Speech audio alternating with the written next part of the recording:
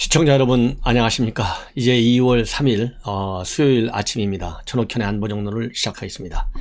여러분들 잘 아시겠지만요, 오늘이 벌써 입춘입니다. 입춘하면 많은 국민들이 입춘 대길이라고 많이 하지 않습니까? 그래서 그야말로 대행운이 따르기를 바람하지 않고요, 정말 이제 오늘 마침 입춘 대길인데도 불구하고 날씨는 굉장히 차갑습니다.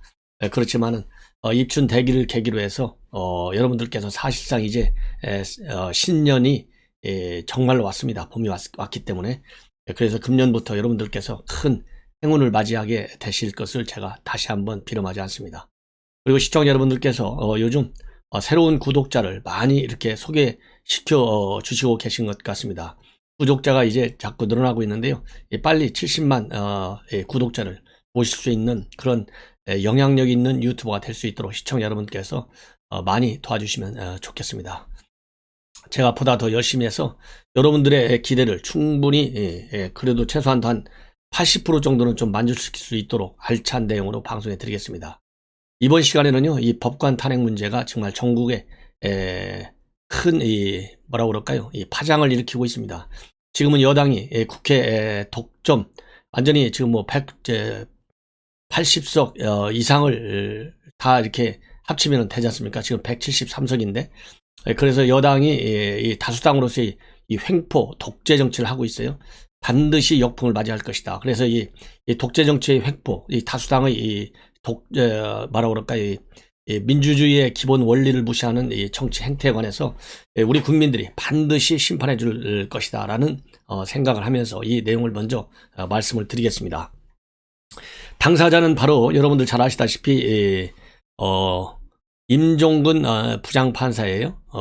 여러분들 뭐 이미 임성근이죠. 임성근 부산 고법에 있는 부장판사인데, 이 부장판사에 대한, 그러니까 대법관이 아닌 일반 판사를 대상으로 국회가 탄핵을 하는 것은 대한민국 탄생 이래 처음 있는 일입니다.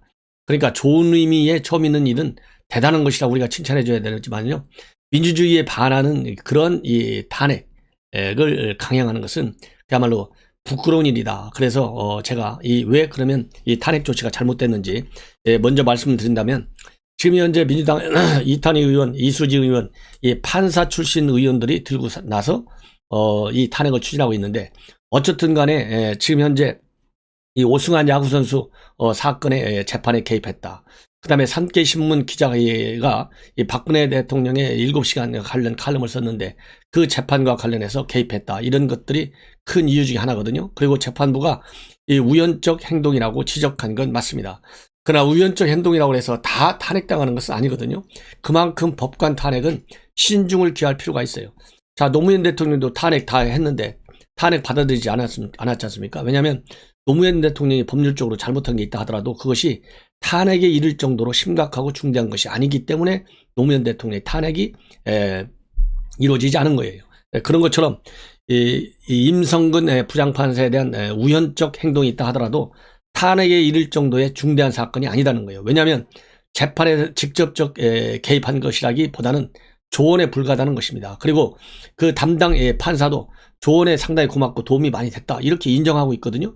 그렇기 때문에 탄핵에 이를 정도는 아니다. 단순 징계는 뭐 감 정도는 될 수 있지만, 그런 것처럼 이 헌법상 이 탄핵에 의하지 아니하고는 파면되지 않는다라는 그런 신분 일종의 보장적 측면이 강한 것이 법관 탄핵이에요.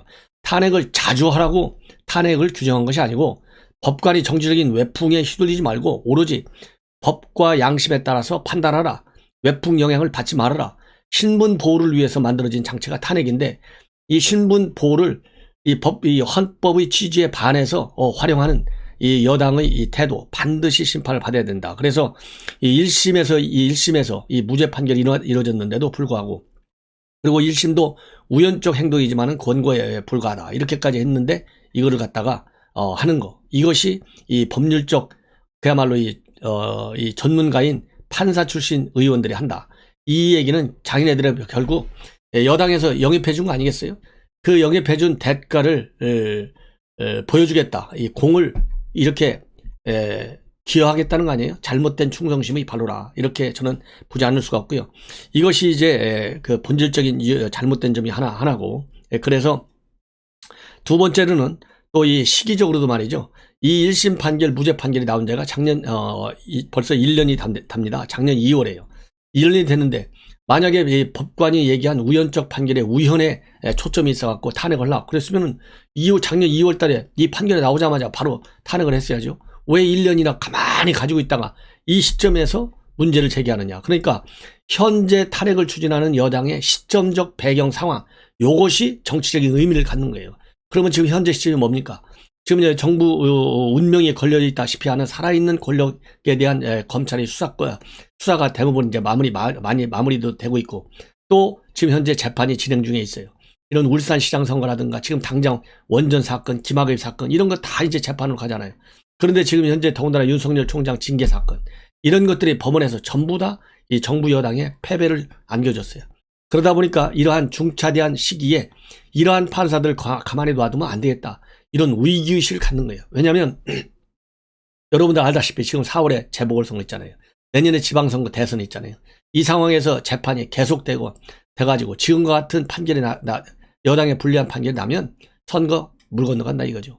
그러다 보니까 판사들한테 위협 심리를 줘야 되겠다. 압박해야 되겠다. 심리적. 이런 이유로밖에 볼 수 있어요. 이렇게 1년이나 가지고 있다가 하는 걸 보면. 예.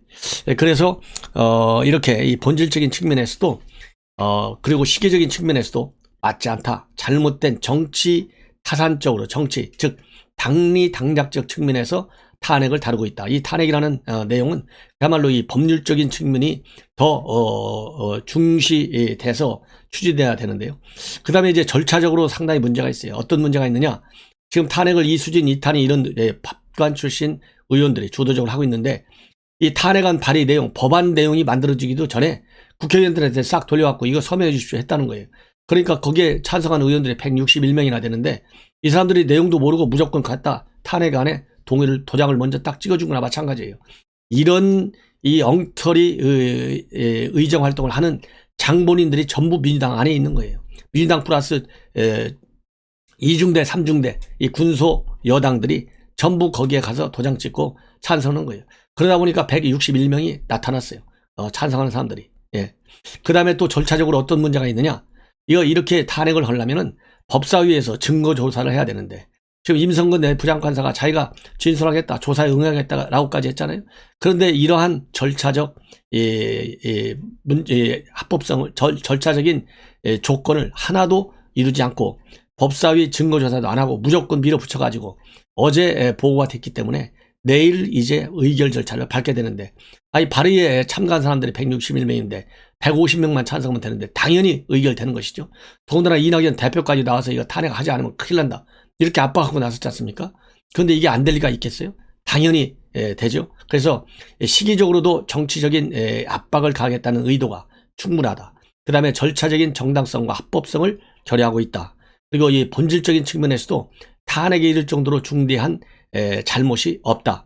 이런 이 큰 맥을 제가 짚어드리는데, 이런 점에서 보면 다분히 정치적이고 당리당략적이고 대한민국의 의회 민주주의를 철저히 스스로 이 다수결의 횡포가 바로 이런 것들이다라는 지적을 하지 않을 수가 없습니다. 그러다 보니까 여기에 참여하지 않은 이 국회의원들에 대한 이 문파 세력들, 대깨문들의 압박과 문자 폭탄, 전화 폭탄, 이 일종의 다 이런 것들이 정치적인 테러 행위라고 봅니다. 예. 정상적인 의회 민주주의를 부정하는 행태들이 이루어지고 있어요. 그래서 제가 보기에는 지금 정성호 민주당 예결위원장이죠. 이재명과 가까운 사람인데, 정성호 민주당 의원은 그래도 양심이 살아있는 사람 같아요. 절대로 이러한 이 탄핵은 해서는 안 된다. 이런 것들이 이루어지는 것은 바로 법관 이런 탄핵은 사법의 정치화를 심화시키는 것이다 라는 소신을 공개적으로 밝히고 있습니다. 그래서 제가 보기에 정성호 의원 오래간만에 이번에는 좋은 말을 한 것 같아요. 그래서 지금 24명 중에 한 명으로 되어 있는데요. 여러분들 지금까지 이 발의에 참여하지 않았는데 이 문바들이 난리를 치니까 이 표결할 때는 찬성할 거야 이렇게 물러서는 사람들 의원들도 상당하다고 합니다. 예. 그래서 참고적으로 지금 현재 알려지고 있는 24명 중에 일부 의원들의 명단은 지금 언론에 보도되고 있어요. 참고로 그래도 소신을 좀 지키는 사람들, 물론 이 사람들이 다 소신 지키는 거 아니에요. 가서 슬그머니 무기명 투표하니까 또 찬성할 수도 있어요. 그러나 이번 발의에 참여하지 않은 의원들 제가 잠시 참고적으로 여러분들께 말씀을 드리겠습니다. 김영주, 김영진, 김한정, 맹성규, 민홍철, 박정, 유동수, 윤건영, 윤미향, 이규민, 이상민, 이원욱, 이원택, 정성호, 정일령, 조승래, 도응천, 조정식 이런 사람들이고요. 그리고 노골적으로 당 떠나라 지금 압박을 받고 있는 사람은 방금 전에 사법의 정치화를 심화시켜서 이거는 있을 수 없다 이렇게 반발하고 나선 정성호, 그리고 또 이 김영진, 이규민 이런 사람들에게는 당을 떠나라. 이 사람들은 대개 이재명 경기지사와 가까운 사람들로 알려지고 있습니다. 그래서 이렇게 문바들이 다시 한번 또 들고 일어나는 대한민국 의회민주주의를 철저히 짓밟고 있는 이 문바들을 우리가 반드시 다음 선거에서는 맥을 못 추게 그야말로 이 문바들을 압도할 수 있는 자유민주주의와 그 다음에 시장경제를 신봉하는 우리 애국자들, 그 다음에 전옥현의 안보정론을 사랑하시는 여러분들께서 문바들을 압수할 수 있도록 제 방송 그런 측면에서도 이 구독을 꼭 좀 주변 분들에게 권유해 주시고 또 SNS 통해서 많이 전파해 주시면 대단히 고맙겠다는 말씀을 드립니다. 예. 자, 그 다음에는요, 그래서 지금 현재 문바들은 이 24명에 대한 좌표 찍기에 열을 올리고 있다는 그런 말씀입니다. 그리고 오늘 조선일보에서 대대적으로 지금 보도하고 있어요. 과연 청와대 윗선이 어디까지겠느냐. 그래서 저는 최고의 윗선은 이번 이 USB 문제와 관련해서 최고의 윗선은 명시적이든 묵시적이든 그리고 이 직접적이든 간접적이든 우회적이든 뭐가 됐든지 간에 정점에는 문재인 대통령이 서 있을 가능성이 상당히 크다. 왜냐하면 남북 정상회담을 한 사람이 누구예요? 문재인 대통령이잖아요. USB 준 사람이 김정은한테 직접 준 사람이 누구예요? 문재인 대통령이에요. 그렇기 때문에 위법성 여부와 관련해 떠나서 대통령이라는 최고 통치자잖아요. 정상회담한. 이 정상회담 당사자인 문재인 대통령이 최고의 정점에 있을 수밖에 없다. 이렇게 생각을 하고요. 지금 현재 조선일보 이 언론 보도를 그리고 또 다른 언론 보도를 쭉 종합해 보면 이렇게 되어 있습니다. 당시에 청와대에서 어제까지는 어디에 있었냐면 청와대에 남북정상준비위원회 위원장이 바로 임종석이었어요. 그 임종석 준비위원장이 모든 남북정상회담을 준비하는 총책임자예요. 실질적인 컨트롤 타워인 거죠. 그 밑에서 총괄적인 이런 아이디어와 관련해서 한 부처가 통일부예요. 그래서 통일부 장관이 말하자면 이제 부책임자쯤 되는 것이라고 본다면 지금 현재 조선일보가 오늘 보도에서 집중적으로 보도하고 있는 내용을 보면 청와대 에너지정책 TF팀이 있었다. 그래서 이 에너지정책 TF 태스크포스가 있었는데 여기에 팀장은 누구였었냐면은 김수현 사회수석 비서관이었다. 이렇게 지금 보도를 하고 있습니다. 그래서 이 김수현 태스크포스에서 팀장이 있는 태스크포스에서 월성 폐기 문제는 물론이고 대북 원전 지원 문제까지도 전부 다 다뤘을 가능성이 상당히 크다. 이렇게 지금 보도하고 있습니다. 그래서 이 당시에 김수현 팀에서는요 탈원전 문제, 부동산 문제, 교육 문제. 왜냐하면 이 김수현 청와대 당시에는 사회수석에 있었고 그 다음에는 정책실장으로까지 영전이 됐어요. 승진까지 했어요. 그래서 이 태스크포스의 활동을 보면 과연 청와대 윗선이 최고의 윗선 또 그냥 윗선 그 다음에 실무선 이렇게 나눈다면 실무선은 최이봉 비서관 그 다음에 윗선은 김수현 수석 에너지정책 TF 팀장 더 윗선은 임종석 비서실장 최고의 컨트롤 타워는 문재인 대통령 이렇게 정책적으로 보면 말이죠. 그렇게 됐다고 보는 것이 합리적으로 공무원 사이의 이 하이에라르키라고 그러잖아요. 이 계급 구조를 볼 때 그렇게밖에 볼 수 없어요. 그래서 이제 검찰의 수사도 최이봉 비서관은 당연하잖아요. 지금 뭐 이 소환 시기만 지금 남은 거 아니겠어요? 그 최이봉 그 다음에 그 위에 이제 김수현을 검찰 수사가 향할 수밖에 없는 그런 구도로 지금 흘러가고 있는 것으로 보입니다. 자, 그렇다고 본다면 당시에 이 에너지 TF에 누구누구가 있었냐면요. 문미옥, 그 말도 많고 탈도 많은 문미옥, 그 다음에 최이봉 이런 사람들이 있었어요. 그럼 최이봉이는 산업정책 비서관이었고요. 문명희는 과학정책 비서관이었어요. 이 문명 비서관이 당시에 2018년도 4월 2일 날 이 월성 원전을 다녀가지고 외벽에 철근 콘크리트가 보인다. 요렇게 내부망에 올렸어요. 요걸 보고 대통령이 바로 지시를 하는 겁니다. 월성 원전 도대체 언제 가동을 중단시킬 거야? 이렇게 하니까 그 길로 바로 속사포로 이 빛보다도 더 빠른 속도로 최이봉이가 산업부에 지시를 하는 겁니다. 최이봉이가 뭐 직접 지시했을 수도 있고 윗선으로, 아니면은 이제 밑에 비서관이나 밑에 행정관을 통해서 할 수도 있는데요. 행정관을 통해서 한 것으로 알려지고 있어요. 그래서 최이봉의 소환 조사가 굉장히 중요하다는 말씀을 드리고 싶은데요. 그래서 이 문명과 최이봉의 역할도 굉장히 이제 언론에 그리고 이 검찰의 수사선상에 올라갈 수밖에 없는 그런 상황이고요. 그리고 구체적으로 이러한 이 문제와 관해서 직접적으로 일을 한 사람이 산업정책 비서관실에 있는 행정관 1명, 그 다음에 기후환경 비서관실에 있는 또 다른 행정관, 이 2사람하고, 그 다음에 최이봉 당시 비서관하고, 이 3사람이 집중적으로 대통령의 뜻과 관련해서, 그리고 그 다음에는 이 산업부에서는요, 산업원전정책과장, 이 정과장이죠. 요 3사람들이 말하자면 말단 실무 역할들을 한 사람이라고 이렇게 판단하시면 돼요. 이런 사람들이 중심이 돼가지고 이 월성 원전 문제를 비롯한 이 대북 원전 지원에 이르기까지 어떤 역할을 했는지 이제 검찰 수사를 통해서 밝혀져야 한다. 이렇게 지금 현재 여러분들께서 생각을 하시면 될 것 같습니다. 그래서 지금 현재 월성 의혹 수사의 핵심은 바로 왕수석이라고 알려져 있던 김수현 TF 팀장한테로 집중될 수밖에 없고요.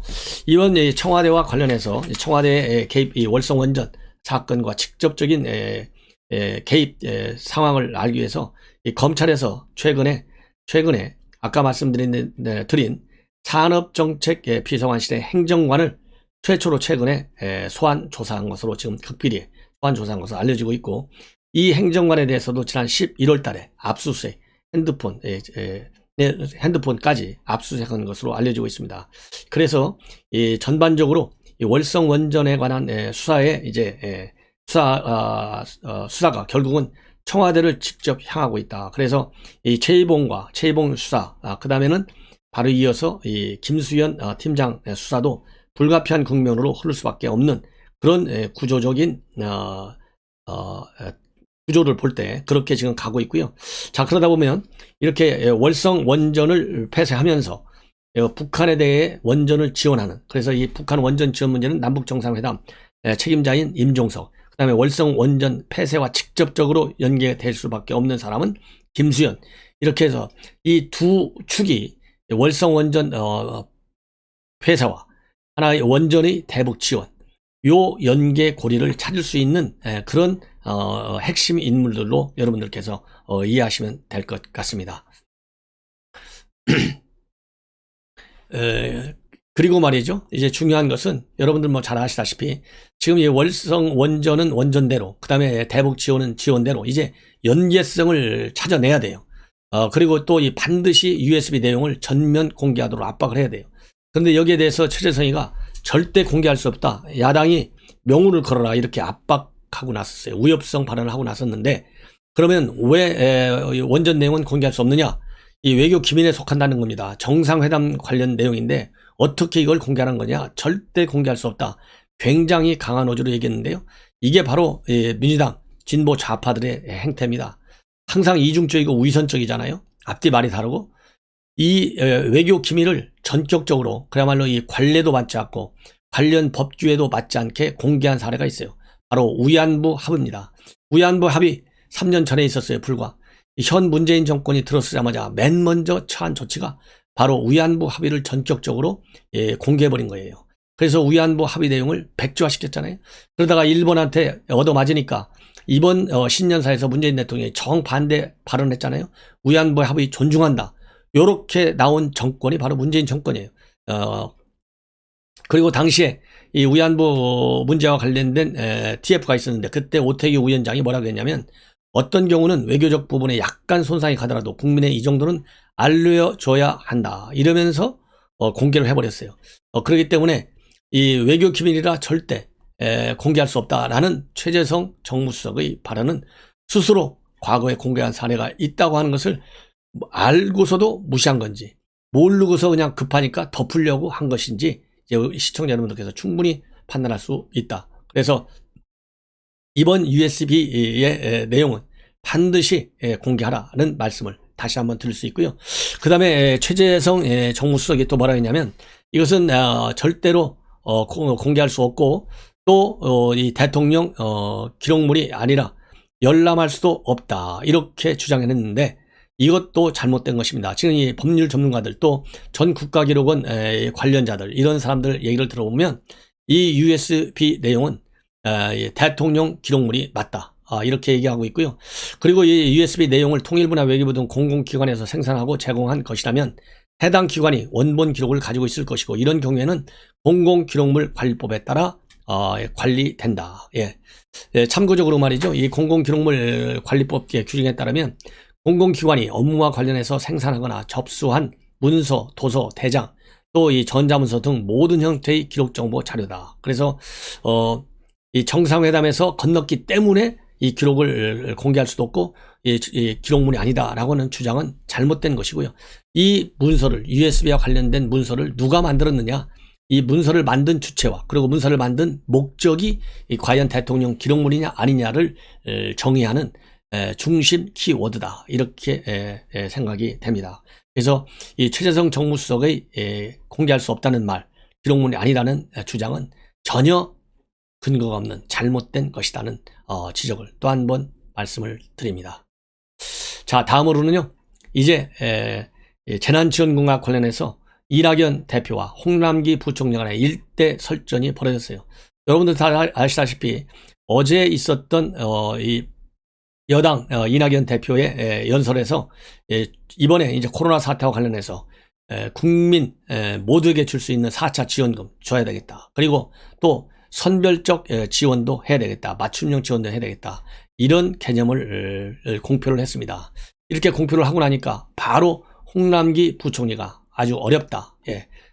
현재 곳간 사정이 굉장히 안 좋다라고 바로 반격을 했어요. 그럼으로써 이제 또 한 번 이 홍남기 부총리가 과연 어느 정도까지나 버텨낼 수 있을지 우리가 지켜봐야 되는데요. 이색적인 것은 이것이 당정청 정상적인 협의 채널을 통해서 이낙연 대표의 발언을 반박한 것이 아니고 어제 바로 페북을 통해서 반박했어요. 이 얘기는 결국 뭡니까? 이게 바로 이게 홍남기의 특징 아니에요? 힘이 묻힌다는 거죠. 당정청 회의 가서 밀리니까 당대표한테 밀리지 총리한테 밀리지 그러니까 아예 우리 국민 여론에 호소한 거예요. 페이스북에다가 뭐라고 썼냐면은 전 국민 보편 지원과 선변 지원을 한꺼번에 모두 하겠다는 것은 받아들이기 어렵다. 이렇게 딱 쓰고 있고 그렇지만은 정부 입장에서는 최선을 다하겠지만은 경기 동향과 재정 상황을 감안해야 한다. 그래서 재정 운영상 다다익선보다는 필요한 곳에 지원하는 적재적소가 훨씬 더 중요하다. 그리고 국가재정은 국내 총생산 GDP 대비 숫자로만 비교되고 끝날 것이 아니고 화수분도 아니다. 재정 규모와 부채 속도, 재정 수지 등과 연결된 복합적 사안이고 2월 추경 편성은 상당히 빠르다. 필요시에는 3월 추경 논의가 가능해 보인다. 이렇게 얘기를 하고 있습니다. 그러면서 기재부를 향한 어떠한 부당한 비판도 최일선에서 장관이 맡겠다. 이렇게 얘기를 했는데요. 이거는 거짓말하는 거예요. 우리가 이 홍남기한테 한두 번 속았습니까? 최소한의 체면을 유지하라고 이렇게 페이북에다가 글을 올린 것 같이 저는 생각이 듭니다. 그래서 여러분들 잘 아시다시피 지금 현재 재정 건전성 문제가 굉장히 크지 않습니까? 작년 1차 지원할 때 14조 3천억 원을 뛰어넘는 재난지원금이 4월 이번 시장 선거에서 선거 전에 보궐선거 전에 지급될 가능성이 커요. 만약에 이런 식으로 쭉 운영이 된다면 올해 안에 국가 채무가 1,000조가 넘어서고요. GDP 대비 채무 비율이 50%를 넘길 가능성도 배제할 수 없는 그런 상황입니다. 그렇기 때문에 국가 재정 건전성이 굉장히 우려되고 있는데요. 이런 상황에서 피치 세계 3대 국가 신용평가 기관이잖아요. 피치의 아시아 태평양 지역 담당 책임자인 제레미 주크 이 아시아 태평양 지역 책임자가 우리 한국 정부는 2년 이내 재정 부양책을 처리하라 이렇게 주장을 하고 나섰습니다. 왜냐하면 이렇게 재정 부양책을 처리하지 않으면은 국가 재정 건전성이 굉장히 약화되고 그럴 경우에는 한국의 국가 신용 등급의 평가에 큰 영향을 줄 가능성이 크다. 이런 일종의 경고 의미를 낸 거예요. 그래서 지금 현재 이번에 현 정권이 특히 이낙연 당 대표가 본인이 이재명한테 굉장히 밀리잖아요. 그러니까 상당히 지금 쫓기는 기분이 굉장히 강한 것 같아요. 그래서 이낙연 대표가 지금 밀리는 게 뭐예요? 이재명한테 이 돈과 관련해서 밀리는 거 아니에요? 이재명 시대는 벌써 이 구정 전에 10만 원씩 경기도민들한테 다 뿌리고 있지 않습니까? 그러다 보니까 급하니까 더 큰 돈으로 뿌리겠다고 그래서 일면 보편적 지급 플러스 일면 또 다른 일면은 선별 지급, 거기에 이익공유제까지도 들고 나와서 지금 본인이 잃어버린 그 실점을 많이 하려고 하는데요. 제가 보기에는 더 점수를 잃는다, 이렇게 단언적으로 말씀하고 싶습니다. 예. 그리고 참고적으로 말이죠. 한국의 GDP 대비 국가 채무 비율 지난해 40%를 이미 넘어섰습니다. 그리고 이대로 가면 2024년도에는 58.3%에 달할 것이라고 하는 전문가들의 경고가 나오고 있는 상황이다. 이렇게까지 여러분들께 말씀을 드리고 오늘 아침 방송을 마치겠습니다. 이어서 중요한 뉴스가 또 기다리고 있습니다. 시청자 여러분들께서 다시 한번 제 방송 SNS 통해서 많이 전파해 주시고 또 이 빨간색 구독 버튼 주변 지인들에게 적극적으로 또 홍보해 주셔서 빨리 70만 갈 수 있도록, 그래서 정부 여당을 압박할 수 있는 유튜버가 될 수 있도록 도와주실 것을 거듭 당부드립니다. 대단히 고맙습니다.